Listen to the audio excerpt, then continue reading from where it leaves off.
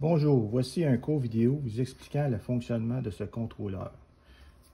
Si on appuie sur le bouton Power pendant quelques secondes, le contrôleur s'éteint, mais puisqu'il est toujours alimenté, par défaut, les volets devraient fermer s'ils sont ouverts. Si jamais vous installez le contrôleur et ça fait l'inverse, alors il faut juste inverser la polarité de la connexion des fils ici. Pour le rallumer, seulement appuyer sur le bouton. Par défaut, la fermeture est programmée à 20 degrés et l'ouverture est programmée à 30 degrés. Si vous voulez changer les paramètres, il faut appuyer sur le S pendant quelques secondes.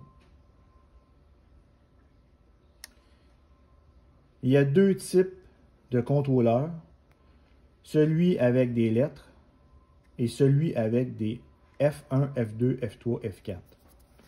Mais ça donne la même chose à la fin. Alors, je réappuie dessus. TS, c'est pour la fermeture. Si je réappuie sur le S, ça me donne la température de fermeture qui est de 20 degrés. Si on veut changer, on utilise des flèches. Et ensuite, on retourne au début avec le Power. Il a enregistré nos paramètres. Ensuite, le deuxième paramètre utile, c'est le DS ou le F2.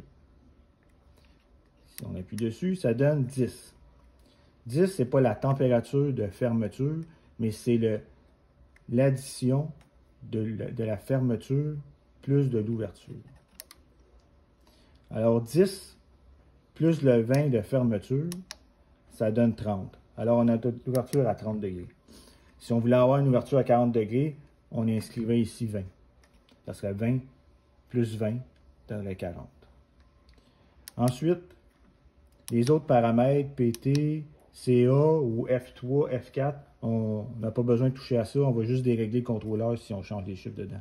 Ça devrait être marqué 0 pour les deux. C'est aussi simple que ça. Merci et bonne journée.